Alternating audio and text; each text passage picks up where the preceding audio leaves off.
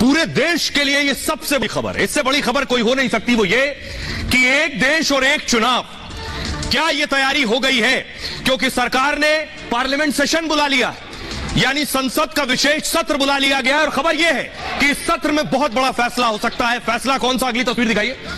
जो अब तक आप अलग अलग वोटिंग करते थे, विधानसभा चुनाव हो तो एक बार जाते थे वोट देने, उसके बाद कुछ साल बाद लोकसभा चुनाव हो फिर वोट देने जाते थे। और अगर आप देखें तो पूरा देश हर साल वोटिंग की स्थिति में ही रहता था, मतदान की हालत में, चुनाव की हालत में ही रहता था। इसलिए तैयारी यह है कि एक बार में ही सारे चुनाव हो जाएं। देखिए रिपोर्ट।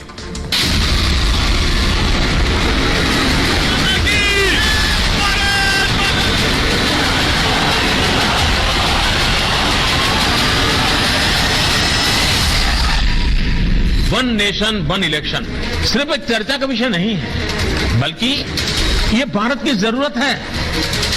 हर कुछ महीने में भारत में कहीं ना कहीं बड़े चुनाव हो रहे होते हैं। इससे विकास के कार्यों पर जो प्रभाव पड़ता है उसे आप सब भली भांति जानते हैं। क्या देश में अब सिर्फ एक चुनाव होगा? लोकसभा के साथ ही विधानसभा चुनाव होंगे। मोदी बार बार कह रहे हैं एक देश एक चुनाव की जरूरत है। सालों से देश में इस मुद्दे पर चर्चा चल रही है, लेकिन अब मोदी सरकार ने आखिरी ऐलान कर दिया है। पीएम मोदी बार बार कह चुके हैं कि पूरा देश हर साल चुनावी मोड में रहता है, कहीं विधानसभा के चुनाव तो कहीं लोकसभा के चुनाव। अब पूरे देश में एक चुनाव हो, इसके लिए संसद के विशेष सत्र में बिल लाने की तैयारी हो रही है। बिल पास हुआ तो एक देश एक चुनाव का रास्ता साफ हो जाएगा। भारत में भी सभी चुनाव एक साथ होंगे। अब आपको बताता हूं कि आखिर ये कैसे होगा, कैसे मुमकिन होगा। क्योंकि अभी 5 राज्यों में चुनाव है, राजस्थान में है, मध्य प्रदेश में चुनाव है, छत्तीसगढ़ में चुनाव है, और क्या साथ में लोकसभा चुनाव भी हो जाएगा? ये बात मैं क्यों कह रहा हूं? ये इसलिए कह रहा हूं कि विरोधी बहुत दिन से कह रहे हैं कि दिसंबर में ही लोकसभा का चुनाव भी हो जाएगा। तो क्या आपके राज्य में भी चुनाव हो जाएगा? मोदी सरकार ने संसद का स्पेशल सेशन, जिसे आप विशेष सत्र कहते हैं, वो बुला लिया। 18 सितंबर से 22 सितंबर तक यह विशेष सत्र चलने वाला है। इस सत्र में कुल 5 बैठकें होंगी और सरकार एक चुनाव एक देश बिल पेश कर सकती है। बिल अगर दोनों सदनों से पास हो गया तो यह कानून की शक्ल लेगा, जिसे आप एक देश एक चुनाव भी कहते हैं, जिसके बाद पूरे देश में एक साथ विधानसभा और लोकसभा चुनाव होंगे। एक देश एक चुनाव को लेकर विधि आयोग भी सक्रिय है। विधि आयोग कानून का ड्राफ्ट तैयार करना जिसकी जिम्मेदारी होती है, वो विधि आयोग। 22वें विधि आयोग ने सार्वजनिक नोटिस जारी किया था। राजनीतिक दलों, चुनाव से जुड़े संगठनों से राय मांगी गई थी। विधि आयोग ने 6 सवालों पर लोगों से जवाब मांगा था। कई राजनीतिक दलों ने एक देश एक चुनाव का विरोध भी किया है। बड़ी बात यह है कि विरोध भी कर रहे हैं राजनीतिक दल। सोचिए क्यों? आम आदमी पार्टी ने इसे असंवैधानिक करार दिया है, लेकिन सरकार की मंशा है इसे लागू करने की। अब आपको सुनवाता हूं, सुनिए जरा। प्रधानमंत्री मोदी खुद 2019 में इस बात को दोहरा चुके हैं या कह चुके हैं पहले कि इस देश की सख्त जरूरत है, क्योंकि देश में बहुत से राज्य, हर 6 महीने में किसी राज्य में विधानसभा चुनाव हो रहा है। तो क्यों नहीं एक बार में एक साथ लोकसभा और विधानसभा चुनाव हो जाए? न जाने देश का कितना हजारों करोड़ बचेगा। सुनिए पीएम मोदी। हम 52 से लेकर के आज तक लगातार चुनाव में रिफॉर्म होते ही रहे और होते रहने चाहिए, और मैं मानता हूं इसकी चर्चा भी लगातार होते रहनी चाहिए। उसके अंदर खुले मन से चर्चा होनी चाहिए, बंधे मन से होने की कोई जरूरत नहीं है। लेकिन आउटराइट ये कह देना कि एक देश एक चुनाव के हम पक्ष में नहीं है, अरे चर्चा तो करो भाई, आपके विचार होंगे। हम चीजों को स्थगित करो। मैं मानता हूं जी कि जितने बड़े बड़े नेता हैं, व्यक्तिगत जब भी मिला हूं, सबने कहा यार ये बीमारी से तो मुक्त होना चाहिए। एक बार 5 साल में एक बार चुनाव आए, महीना 2 महीना चुनाव का उत्सव चले, फिर सब काम में लगे। ये बात सबने बताई। सार्वजनिक रूप से स्टैंड लेने में दिक्कत होती होगी। क्या ये समय की मांग नहीं है कि हमारे देश में कम से कम मतदाता सूची तो एक हो? ये कैसा भ्रम फैलाया गया है कि अगर 7 चुनाव होंगे तो रीजनल पार्टियां खत्म हो जाएगी। जहां जहां लोकसभा और विधानसभा के चुनाव साथ हुए हैं, उस सब जगह पर प्रादेशिक पक्ष जीते हैं। देख लीजिए इतिहास पूरा। खुले मन से बात होनी चाहिए, हर प्रयास का स्वागत होना चाहिए, प्रयास के अंदर हम अपनी भूमिका बतानी चाहिए। लेकिन हम पहले से ही दरवाजे बंद करें तो कभी बदलाव नहीं आता है, और भारत के मतदाता का नीर क्षीर विवेक जो है उस पर हम कभी भी शक न करें। प्रधानमंत्री नरेंद्र मोदी ने देखिए 2019 में कहा कि बहुत से लोग विरोध करेंगे, लेकिन बड़ी बात मैं आपको बताने जा रहा हूं वो ये कि देश का 70,000 करोड़ रुपया बचेगा। कितना? देश का 70,000 करोड़ रुपया बचेगा अगर लोकसभा और सारे विधानसभा चुनाव एक साथ होंगे। क्यों कह रहा हूं? पूरा आंकड़ा लेकर आया हूं आपके पास और आपको शुरुआत करने जा रहा हूं जब इस देश में पहला चुनाव हुआ था 1952 में। 10.5 करोड़ रुपए में पूरे देश में चुनाव हो गया था। कितने में? 10.5 करोड़ रुपए में 1952 में चुनाव हो गया था और लोकसभा और विधानसभा साथ साथ हुआ था। 1957 में जो चुनाव हुआ उसमें 5 करोड़ 90 लाख रुपए लगे थे। 2004 बीच के मैं छोड़ के आपको सीधे 2004 बता रहा हूं। 2004 का जो लोकसभा चुनाव था इसमें 1000 करोड़ से ज्यादा लगे, 1016 करोड़ लगे 2004 में। 2009 में 1114 करोड़ रुपए लगे लोकसभा में। 2014 में लोकसभा चुनाव में 3870 करोड़ रुपए खर्च हुए। देखिए कैसे खर्चा बढ़ता चला जा रहा है। यह सिर्फ चुनाव आयोग का खर्चा बता रहा हूं मैं आपको। अभी पार्टियों का खर्चा जोड़कर बताऊंगा। जब प्रचार का खर्चा बढ़ जाएगा, सवारियों का खर्चा, कैंपेन का खर्चा बढ़ जाएगा, पोस्टर बैनर का खर्चा बढ़ जाएगा। देखिए 2019 में 6,500 करोड़ रुपए खर्च हुए चुनाव कराने में। 2014 के लोकसभा, आइए प्रचार पर, 2014 के लोकसभा चुनाव में 30,000 करोड़ रुपया खर्च हुआ क्योंकि बड़े बड़े कैंपेन होते हैं, पूरे देश में कैंपेन होते हैं, इसलिए पैसा ज्यादा खर्च होता है। अब देखिए 5 साल बाद चुनाव हुए, 5 साल पहले हुए थे 30,000 करोड़, 5 साल बाद 30 और जुड़ गए, 60,000 करोड़ रुपए खर्च हुए। अब देखिए 2017 के सिर्फ उत्तर प्रदेश विधानसभा चुनाव में 10,000 करोड़ रुपए खर्च हुए। 2018 में कर्नाटक विधानसभा चुनाव में भी करीब 10,000 करोड़ रुपए खर्च हुए। राजनीतिक दल भी चुनाव प्रचार पर खूब खर्च कर रहे हैं। अभी लोकसभा विधानसभा चुनाव में करीब 1,40,000 करोड़ रुपए का खर्च हो। एक साथ चुनाव कराने से क्या होगा? खर्च आधा हो जाएगा। यानी लोकसभा अलग और विधानसभा अलग अलग जब होता है तो खर्च होता है कुल, अब तक का अगर मानिए 5 साल का अगर मैं आपको आंकड़ा दूं कि सारे राज्यों के विधानसभा चुनाव और लोकसभा चुनाव मिलाकर खर्च होता है 1,40,000 करोड़। ये सारे चुनाव एक साथ होंगे तो 70,000 करोड़ रुपए की बचत होगी। सेंटर फॉर मीडिया स्टडीज की रिपोर्ट में यह अनुमान लगाया गया है, यानी देश का 70,000 करोड़ रुपया बच जाएगा एक साथ चुनाव कराने से। लेकिन देश के सियासतदान क्या कह रहे हैं, वो क्यों परेशान है, यह अलग बात है, लेकिन क्या कह रहे हैं पहले सुनिए। ये चर्चा चलाई जा रही है कि 1 नेशन 1 इलेक्शन का कोई बिल पास करने के लिए सेशन बुलाया जा रहा है। निश्चित रूप से ये एक मोदी जी की घबराहट साफ तौर पे दिखाई पड़ रही। 3 राज्यों के चुनाव बीजेपी हारने जा रही है, जिससे ये 1 नेशन 1 इलेक्शन की बात कर रहे हैं। देश का एक बहुत इंपॉर्टेंट फेस्टिवल गणेश चतुर्थी, खास करके महाराष्ट्र के लिए वो एक बहुत इंपॉर्टेंट हिंदू फेस्टिवल है। तो ये जो हिंदू विरोधी काम हो रहा है, हिंदू सेंटिमेंट्स को दरकिनार करके ये काम हो रहा है, हम जानना चाहते हैं ये क्यों हो रहा है, किस आधार पर ये निर्णय लिया गया, यही खास करके डेट क्यों चुनी गई, ये केंद्र सरकार को और पार्लियामेंट्री अफेयर्स मिनिस्टर को बताना पड़ेगा। 1 नेशन 1 इलेक्शन सरकार पहले भी कह चुकी है भारतीय जनता पार्टी की। एक अच्छा कदम होगा इस देश में जो बार बार असेंबली इलेक्शंस, दूसरे इलेक्शंस, पार्लियामेंट इलेक्शन होते हैं। एक ही समय पर जब इलेक्शन होंगे तो स्वाभाविक बात है कि देश में एक बहुत बड़ा बोझ जो बढ़ता है उसमें तो कमी आएगी। 2014 में जब वजूद में आई थी तो जिन इश्यूज को लेके गवर्नमेंट ने लोगों के साथ एक वादा किया था कि हम ये करेंगे वो करेंगे, तो वो चीजें जो है वो तो पूरी हो नहीं रही हैं। और इलेक्शन जो है वो पार्लियामेंट के अब ड्यू हैं 2024 में, और गवर्नमेंट लोगों को कंफ्यूज करने के लिए नए नए शोशे छोड़ रही है। देखिए जो राज्यों की पार्टियां हैं वो परेशान और विचलित इसलिए हैं, उन्हें यह डर और यह घबराहट है कि जब लोकसभा के साथ विधानसभा चुनाव होंगे तो कहीं ऐसा ना हो कि मोदी के प्रभाव में जिसे लोकसभा के लिए मोदी को वोट देना है वो विधानसभा के लिए भी मोदी को वोट दे दे। राज्यों के जो राजनीतिक दल है उन्हें यह डर और घबराहट हमेशा रही, इसीलिए शायद वो विरोध कर रहे हैं। लेकिन मैं आपको बताने जा रहा हूं कि एक देश में एक चुनाव, यानी पूरे भारत में एक साथ चुनाव कब हुआ करते थे और ऐसा होता था भारत में। देश में एक साथ चुनाव हुए 1952 में, 1952 में। देश में एक साथ चुनाव हुए 1957 में, फिर 1962 में भी एक साथ चुनाव हुए देश में, 1967 में भी एक साथ चुनाव हुए इंदिरा गांधी के दौर में। अब यहां से आगे की बात शुरू होती है। 1967 के बाद चुनाव अलग अलग होने लगे। अब आप सोचिए क्यों? वजह थी लोकसभा विधानसभा अलग अलग समय पर भंग होती रही। कई बार जो सरकारें थी, केंद्र सरकार, वो भंग कर देती थी विधानसभा, कई बार राष्ट्रपति शासन लग गए। ऐसी बहुत सी घटनाएं हुई जिसके बाद लोकसभा और विधानसभा चुनाव अलग अलग होने लगे, जिसके चलते एक साथ चुनाव कराना बंद हो गया। चुनाव में खर्चा लगातार बढ़ता जा रहा है। अब एक देश एक चुनाव की मांग बढ़ रही है।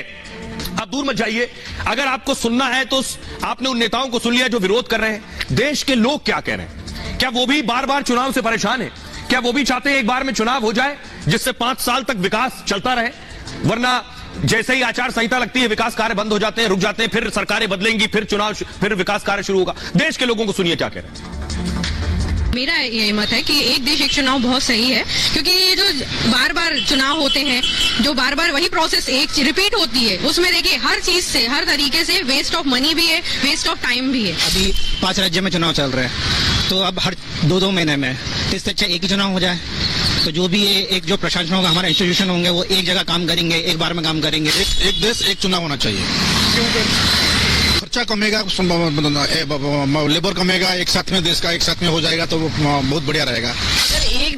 एक चुनाव और एक ही वो लोकसभा और राज्यसभा में ऐसे चुनाव होने लग जाए तो हमारा पैसा बचेगा, वो गरीबों की भलाई में लगेगा और देश का और विकास होगा। एक देश एक संविधान एक विधान होना चाहिए और कोई भी देश के लिए एक ही कानून मान होना चाहिए। ये हम जैसे युवा, हमसे सारे युवा समझते हैं और विगत 9 से समझते आ रहे हैं। और बड़ा दिलचस्प है कि सियासतदान कुछ और कह रहे हैं और देश के लोग एक देश एक चुनाव पर कुछ और कह रहे हैं। ऐसा क्यों? लेकिन यह भी जानना जरूरी है कि सिर्फ भारत में नहीं है कि भारत इकलौता देश है जिसमें एक बार में एक चुनाव हो जाता है।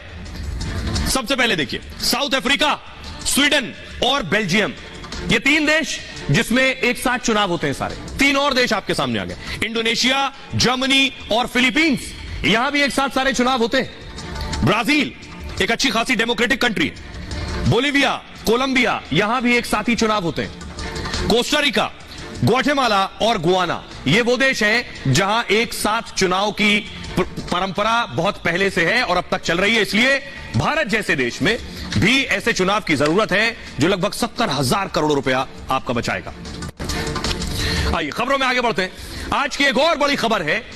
खबर यह है, चुनाव की बात हो रही है, खबर यह है कि दुनिया की सबसे बड़ी सर्वे एजेंसी ने कहा है पीएम मोदी की जीत की 80% गारंटी है। 2024 में 80% गारंटी मोदी को मिल गई है कि आएंगे तो मोदी ही, क्योंकि दुनिया की सबसे बड़ी एजेंसी, सर्वे एजेंसी ने यह सर्वे कर दिया है। अगली तस्वीर दिखाइए। यह विरोधियों के लिए बहुत बड़ा झटका है जो मुंबई में इस वक्त बैठक कर रहे हैं, डिनर शुरू हो चुका होगा, डिनर कर रहे हैं, उनके लिए झटका है। वो मोदी को हराने के लिए मिल रहे हैं, तीसरी बार बैठक कर रहे हैं, रात्रि भोज चल रहा है। लेकिन यह दुनिया की सबसे बड़ी सर्वे एजेंसी क्या कह रही है? इसका कहना है कि 10 में से 8 लोग चाहते हैं कि मोदी ही 24 में वापसी करें। सुनिए।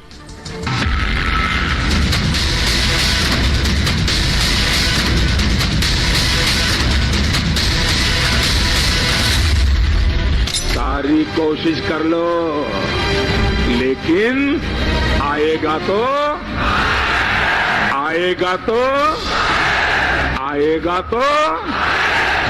एक और इंडिया गठबंधन मोदी को हराने का दम भर रहा है, 24 के लिए बड़ा चैलेंज दे रहा है। इंडिया के नाम सुनते अभी मोदी जी डर रहे हैं और ये इंडिया नामक जो गठबंधन, ये मोदी जी की नींद हराम कर दिए हैं। असल में नींद विपक्षी गठबंधन की उड़ी है और हौसले मोदी सरकार के बढ़े हैं, क्योंकि दुनिया के सबसे बड़े सर्वे ने बता दिया कि 80% लोग मोदी के साथ हैं। मतलब 80% लोग साफ साफ कह रहे हैं कि 2024 में आएंगे तो मोदी ही। देश के अंदर 79%, लगभग 80% लोग प्रधानमंत्री के नाते से मोदी जी को देखना चाहते हैं। दर्शाता है कि प्रधानमंत्री मोदी जी के चलते हुए किस प्रकार देश आगे बढ़ रहा है और देश की जनता कैसे उनको एक्सेप्ट कर रही है। सर्वे भारत की किसी एजेंसी का होता तो विपक्ष अब तक हंगामा मचा देता, लेकिन विदेशी सर्वे ने विरोधियों की बोलती बंद कर दी है और यह भी बता दिया है कि मोदी की अगुवाई में पूरी दुनिया में भारत का डंका बज रहा है। आज देखिए, पूरी दुनिया में भारत का यशगान हो रहा है। सबका साथ, सबका विकास। अब आप सोच रहे होंगे और बहुत से लोग कहेंगे रिपोर्ट कहां से आ गई, किसकी रिपोर्ट है, कौन कह रहा है 80% मोदी के साथ है? तो आइए ये रिपोर्ट मैं आपको दिखाने जा रहा हूं। ये रिपोर्ट क्या कहती है? ये रिपोर्ट कहती है 80% गारंटी। 2024 से पहले यह बड़ा सर्वे आया है और सर्वे में पीएम मोदी ही भारतीयों की पहली पसंद है। 10 में से 8 लोग मोदी पर ही भरोसा जता रहे हैं, यानी सर्वे में शामिल 80% जनता मोदी के साथ है। मतलब 80% लोग मानते हैं कि 24 में मोदी ही आएंगे। आंकड़े बता रहे हैं कि मोदी की स्वीकार्यता बहुत तेजी से बढ़ी है। इसका मतलब है कि देश को मोदी के नेतृत्व पर यकीन है। यह भरोसा वोट बैंक में बदला तो मोदी को फिर बंपर जीत मिलेगी, यानी 2024 में मोदी लगातार तीसरी बार पीएम बनेंगे। 55% लोग मानते हैं कि मोदी बहुत अच्छा काम कर रहे हैं, मतलब आधी से ज्यादा आबादी उनके काम से खुश है। एक विदेशी एजेंसी के सर्वे में यह बड़ी बात सामने आई है। यह सर्वे 20 फरवरी से 22 मई तक का है, मतलब 4 महीने तक डिटेल्ड सर्वे और विश्लेषण हुआ, जिसका नतीजा यह है कि मोदी की धाक और बढ़ गई है। विदेशों में भी मोदी की लोकप्रियता की तूती बोल रही है और देश में भी मोदी के मुकाबले फिलहाल कोई नेता नजर नहीं आ रहा है। यही वजह है कि विरोधियों ने माना है कि मोदी पर टारगेट नहीं करना है। अब मैं आपको बताता हूं, यह जो सर्वे है किसी छोटी मोटी एजेंसी ने नहीं किया है, बहुत बड़ी एजेंसी है, प्यू रिसर्च सेंटर। प्यू रिसर्च सेंटर का यह सर्वे है। प्यू के बारे में मैं आपको बताऊं, यह अमेरिका की, भारत की नहीं है, अमेरिका की बहुत बड़ी रिसर्च सर्वे एजेंसी है। अब अमेरिका ने किया है तो विरोधियों को भी मानना पड़ेगा, क्योंकि विरोधी बहुत से अमेरिका और ब्रिटेन जाकर ही फरियाद लगाते हैं। प्यू PEW एक अमेरिकी रिसर्च एजेंसी है। इसे अमेरिकी थिंक टैंक भी माना जाता है। प्यू एजेंसी का मुख्यालय वॉशिंगटन में, लेकिन इसकी टीम कई देशों में काम करती है। इसमें पत्रकार, सामाजिक कार्यकर्ता और स्कॉलर्स भी हैं। प्यू रिसर्च एजेंसी 19 साल से काम कर रही है। प्यू निष्पक्ष सर्वे को लेकर जानी जाती है और जनता से जुड़े मुद्दों का डिटेल सर्वे करती है। काफी रिसर्च और विश्लेषण के बाद आंकड़े देती है, इसलिए प्यू के आंकड़े बहुत भरोसेमंद माने जाते हैं। भारत और मोदी को लेकर प्यू का यह सर्वे बहुत खास है। यह बताता है कि दुनिया भर में भारत की धाक बढ़ी है और इसमें कितनी हकीकत है। 1 मिनट के लिए मान लीजिए कि आपको पीयू पर यकीन नहीं है, देश के लोगों पर तो यकीन होगा। क्या वो मानते हैं कि 10 में से 8 भारतीय मोदी को पीएम चाहते हैं? सुनिए। 1001 मोदी बनेंगे और मोदी है तो सब कुछ अच्छा है। हाँ, 2024 में पीएम तो नरेंद्र मोदी बनेंगे। उसके बाद तो 2028 से लेके 2048 तक, उसके बाद आगे बाबा योगी आदित्यनाथ। तो जो काम कांग्रेस ने 64 साल में किया है, बीजेपी ने 9 साल में करके दिखाया। अरे वो डेवलप किया है, वो हर चीज किया है, पूरे भारत में काम लगा हुआ है, उसके आगे कौन टिकेगा? जो कार्य मोदी जी ने कर दिखाया है वो आज तक कभी किसी प्राइम मिनिस्टर ने नहीं करके दिखाया है। और बीजेपी को आना ही चाहिए, क्योंकि वो देश के लिए जरूरी है और हमारे सोसाइटी, हमारे कंट्री के डेवलपमेंट के लिए जरूरी है। आज यहाँ पे हमारे कंट्री का पूरे वर्ल्ड में इतना ज्यादा सम्मान है, किस वजह से? क्योंकि मोदी जी ने इतनी स्ट्रॉन्ग इमेज बना रखी है, इस वजह से। पूरे में विकास को देखते हुए सब चीज अच्छी हो रही है। मोदी जी जरूर बनेंगे, बीजेपी आएगी। उतने रुपए में जो सड़कें बनती है, उतने रुपए हमारा देश चंद्रयान पर पहुंच गया है। तो यही जो विकास के नए पथ पर चल रही है भारतीय जनता पार्टी सरकार, वो बस यही संकेत है कि धीरे धीरे देश जो 60 साल में गंदगी पीछे झेल चुकी है, उसका सफाई अब हो रहा है। और सिर्फ इतना ही नहीं है कि मोदी की डिमांड भारत में, मोदी ने दुनिया में भारत का डंका बजाया है। यह सर्वे एजेंसी ये भी बता रही है कि दुनिया के देश भारत को मान सम्मान और ज्यादा दे रहे हैं, भारत के मुरीद हो गए हैं, भारत की लोकप्रियता दुनिया में बढ़ गई है, भारत को और ज्यादा इज्जत की नजर से देखने लगे हैं, सम्मान देने लगे। ये भी कह रही है ये सर्वे एजेंसी। आपको बताता हूं कि आखिर कैसे दुनिया में भारत का डंका बज रहा है और भारत कैसे अग्रिम पंक्ति में खड़ा हुआ है। अग्रिम पंक्ति में पहुंचने के पीछे रोल प्रधानमंत्री मोदी का भी है। मोदी के नेतृत्व में भारत पर दुनिया का भरोसा बढ़ रहा है, दुनिया भारत के असर का लोहा मान रही है। अब इसमें भी देखिए, 10 में से 7 लोग मानते हैं कि भारत का दबदबा दुनिया में बढ़ गया। भारत के 70% लोग मानते हैं कि दुनिया में भारत का डंका बज रहा है, मतलब भारत का प्रभाव पहले के मुकाबले बहुत बढ़ गया है। देश के नागरिकों की सोच का दुनिया पर असर होता है। यही बात है रिसर्च एजेंसी प्यू सर्वे के भी अपने आप में बहुत मायने। लेकिन अब आधी दुनिया मानती है कि भारत की साख और बढ़ गई है, मतलब मोदी की अगुवाई में भारत बड़ी शक्ति बनकर उभरा है। G20 समिट से पहले इस आंकड़े का बड़ा मतलब है। पहली बार भारत में G20 की समिट हो रही है, भारत मेजबानी कर रहा है, मतलब दुनिया के बड़े और विकसित देश भारत आएंगे। भारत में व्यापार और विकास की संभावनाएं बढ़ेंगी। वो एशिया में चीन के दबदबे को काफी हद तक कम करेगी और भारत दुनिया में सुपर पावर के तौर पर उभरेगा। क्या ये बात? सवाल ये है, एक सवाल यह है कि दुनिया में भारत का डंका बज रहा है। मैंने आपको बताया कि यह एजेंसी बता रही है कि दुनिया में इंडिया इंडिया हो रहा है, लेकिन अब मैं आपको बताने जा रहा हूं दुनिया के कौन कौन से देश हैं जो भारत को कितनी रेटिंग दे रहे हैं। अलग अलग देश में अलग अलग रेटिंग है। देखिए, अब मैं आपको बता रहा हूं, इजराइल से शुरू कर रहा हूं। इजराइल में 71% लोग मानते हैं, नेतन्याहू पीएम मोदी के दोस्त हैं, 71% लोग कह रहे हैं कि भारत का डंका बज रहा है। ब्रिटेन में 66% लोग कह रहे हैं कि भारत का डंका बज रहा है। दूर मत जाइए, अमेरिका में अब 51% लोग भारत के साथ खड़े हैं, वो कह रहे हैं वक्त भारत का है। इधर से शुरू करिए, नाइजीरिया में 60% लोग हिंदुस्तान की तारीफ कर रहे हैं। जापान 53% लोग भारत के साथ हैं। केन्या में 64% लोग कह रहे हैं भारत वो देश जिसका लगातार मान बढ़ता जा रहा है। साउथ कोरिया से शुरू करिए। साउथ कोरिया में 58% लोग कह रहे हैं पूरी दुनिया में भारत का डंका बज रहा है। ऑस्ट्रेलिया में 52% लोग भारत कर रहे हैं। इटली में 52% लोग मानते हैं कि भारत का प्रभाव दुनिया में और ज्यादा बेहतर हो गया है, बढ़ गया है। क्या भारत के लोग भी ये मानते हैं कि पिछले कुछ सालों में दुनिया का जो नजरिया है हिंदुस्तान को देखने का वो बदल गया है? सुनिए। इतनी विपरीत से विपरीत स्थितियों में भी हमारी देश को बिल्कुल बांधे रखा और उनका आत्मविश्वास बनाए रखा। नो डाउट समय के अनुसार हमेशा भारत का डंका बजा है, बजेगा। ये भारत के जवानों, भारत के बुद्धिमानों की देन है और भारत के किसानों की देन है। चंद्रयान 3 को लेकर के अभी रिसेंटली जो हुआ वो काफी मतलब अंतर्राष्ट्रीय लेवल पे उसमें भारत आगे बढ़ा है और I think 4th largest economy भी बन रहा है और हम लोग 5 ट्रिलियन जल्द ही अगर मैं सही हूँ तो 5 ट्रिलियन जल्दी हम लोग अचीव करने वाले हैं। ये वैसे डंका बज रहा है, हर जगह डंका बज रहा है। धुआंधार आदमी, गरीब आदमी आज छप्पर नहीं रख पाता था, आज पक्के मकानों में बैठा हुआ है। हर चीज व्यवस्था सब मिल रही, सही अच्छा है काम। मोदी वापसी करेंगे। पाकिस्तान को देख लीजिए, पहले यहाँ और वहाँ पैसे की कीमत 1 रुपए 1 रुपए दोनों बराबर था, आज 3 रुपए कुछ पैसे हो गया है ना। तो कोई फर्क हुआ है, कुछ करा है भारत ने इसलिए हुआ है ना। और पावर कहते हैं भारत को, सुपर पावर कहते हैं। तो ऐसे थोड़े नॉर्मल तरीके से थोड़े कहते, कुछ करी से। और ये ऐसा ही नहीं हो रहा है। इससे पहले आपको बताऊं कि भारत नंबर 1 है और भारत के पीएम भी नंबर 1 है। एक बड़ी एजेंसी, सर्वे एजेंसी, ये आप देख रहे हैं, सर्वे एजेंसी कहती है 78% रेटिंग के साथ मोदी नंबर 1 है। स्विट्जरलैंड 62% वहां के राष्ट्राध्यक्ष है। ऑस्ट्रेलिया के राष्ट्राध्यक्ष 53% के साथ देख रहे हैं आप, तीसरे नंबर पर है। चौथे नंबर पर देखिए इटली और 5वें नंबर पर है अमेरिका 40% के साथ जो बाइडेन। ये है राष्ट्राध्यक्षों की रेटिंग जिसमें प्रधानमंत्री नंबर 1 है और बेवजह नंबर 1 नहीं है। अगर आज भारत आगे बढ़ रहा है तो उसके पीछे कुछ वजह होगी। अब हम उस वजह की बात करते हैं, इधर उधर की बात करने के पीछे, क्योंकि बहुत से विरोधी कहेंगे कुछ भी कह लो, तो कुछ भी नहीं कह रहे हैं। ये तस्वीर आप देख रहे हैं, ये दिल्ली का ली मेरिडियन है। फुल स्क्रीन लीजिए। ली मेरिडियन जहां G20 की बैठक होनी है और देखिए कैसे वहां G20 बैठक की तैयारी चल रही है। हेलीकॉप्टर के जरिए आप देख रहे हैं, हेलीकॉप्टर के जरिए ट्रूप्स को, जवानों को उतारा जा रहा है। भारत अब G20 जैसी बैठक करा रहा है अंतर्राष्ट्रीय स्तर की। यह है भारत की ताकत। यह ताकत बेवजह नहीं है।